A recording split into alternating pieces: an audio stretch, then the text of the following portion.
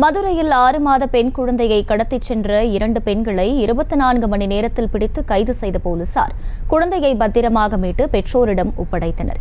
கூடுதல் விவரங்களை செய்தியாளர் பாலமுருகன் வழங்க கேட்கலாம். பாலமுருகன், வணக்கம். இந்த கடத்தல் சம்பவத்தில் ஈடுபட்டவர்கள் யார்? மேலும் போலீசார் எப்படி இந்த குழந்தையை மீட்டனர்? முழு விவரங்கள் என்ன? அதாவது திருநெல்வேலி மாவட்டம் நாங்குநேரு பகுதியைச் சேர்ந்தவர் சுந்தரி. இவர் மதுரை மேலமாசி வீதி பகுதியில் உள்ள நவீன் ஹார்ட்வேர்ஸ் இரும்பு கடை முன்பு ஆகாசம் பெற்று குழந்தையை வளர்த்து வருகிறார். இந்த நிலையில் நேற்று இரவு இரும்பு கடை முன் தூங்கிக் கொண்டிருந்த போது காலையில் எழுந்தவுடன் 6 மாத பெண் குழந்தையை காணவில்லை. இதை அறிந்த தாய் அதிர்ச்சி அடைந்தார். உடனே திடீநகர் காவல் நிலையத்தில் சுந்தரி புகார் அளித்தார். அதன் பேரில் மாநகர காவல் ஆணையாளர் லோகநாதன் அவர்களின் உத்தரவுப்படி துணை ஆணையர் கருண்கரட் அவர்கள் அறிவுரைப்படி மயில் காவல்துறை ஆய்வாளர் தலைமையில் தனிப்படை அமைத்து தேடுதல் வேட்டையில் ஈடுபட்டார்கள்.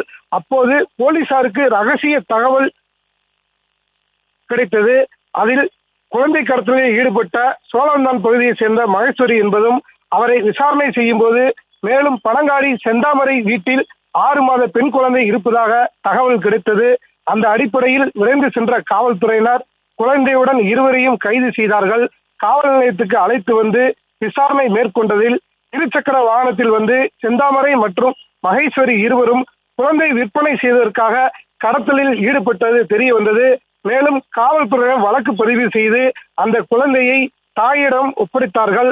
6 மாத பெண் குழந்தையை கடத்தியவர்களை 24 மணி நேரத்தில் கண்டுபிடித்த போலீசாரை பொதுமக்கள் பாராட்டி வருகிறார்கள். அகிலா, விவரங்களுக்கு நன்றி பாலமுருகன்.